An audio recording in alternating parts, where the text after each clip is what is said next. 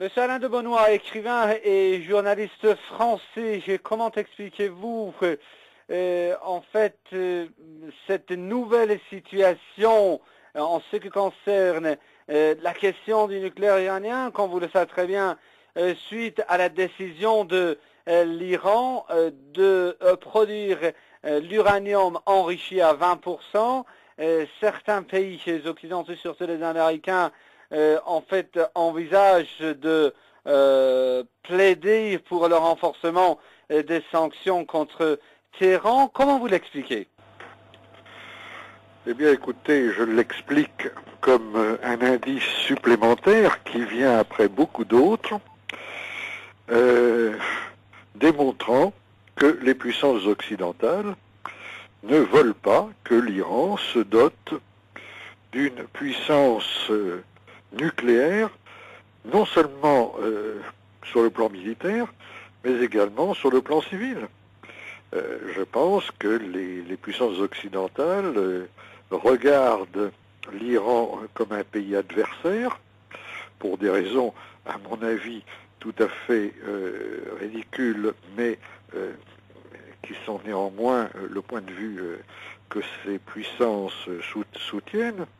Et par conséquent, ils savent très bien que la possession d'une capacité nucléaire est de nature à contribuer à l'indépendance de l'Iran, aussi bien sur le plan économique, énergétique ou politique. Ils savent aussi que c'est un moyen pour l'Iran de garantir ses frontières, de sécuriser son territoire, et fidèle à une tradition qui est lointaine, car les puissances occidentales ont toujours plus ou moins essayé de contrôler l'Iran. Ils développent des injonctions successives, des menaces de sanctions, et comme l'Iran ne cède pas à ces pressions et à ces menaces, eh bien, ils en formulent de nouvelles et ils se proposent de renforcer les sanctions. Alors, Monsieur de Benoît, vous voulez dire que c'est ce que ces puissances en fait occidentales exigent, c'est d'avoir en fait un Iran soumis, infodé, à la solde, et non pas un Iran libre, indépendant, et un Iran qui veut en fait s'appuyer sur ses propres capacités. Je pense que l'on peut dire les choses effectivement de cette manière.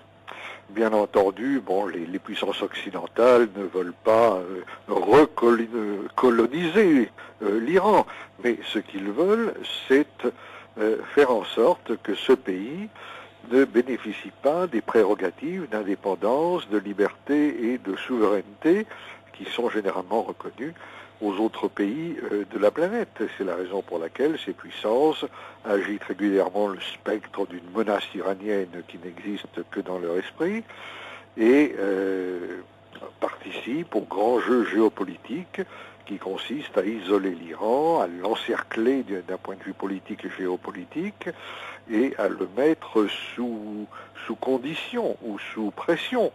Comme vous le dites, il s'agit essentiellement de lui retirer l'essentiel de sa liberté d'action. Ne pensez-vous pas que les Américains, par en fait de tels agissements, complissent davantage la situation?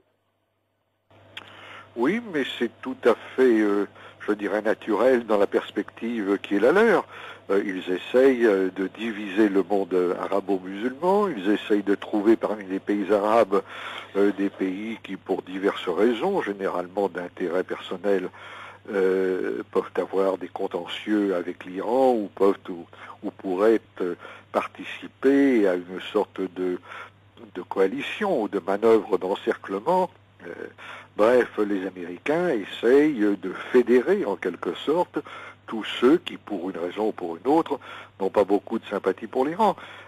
Ces démarches diplomatiques auxquelles se livre Hillary Clinton, et auxquelles il ne faut d'ailleurs pas attacher trop d'importance, font partie des démarches diplomatiques tout à fait classiques. Mais ce qui est grave et important, c'est qu'elles s'inscrivent dans une démarche plus générale, dans un contexte plus général, où l'on voit les États-Unis se situer les relations par rapport à l'Iran exclusivement dans le domaine du rapport de force, c'est-à-dire qu'ils contribuent de ce fait non seulement à la brutalisation des relations internationales, mais au déséquilibre des rapports de force, au déséquilibre d'une région qui est déjà affrontée à de multiples problèmes.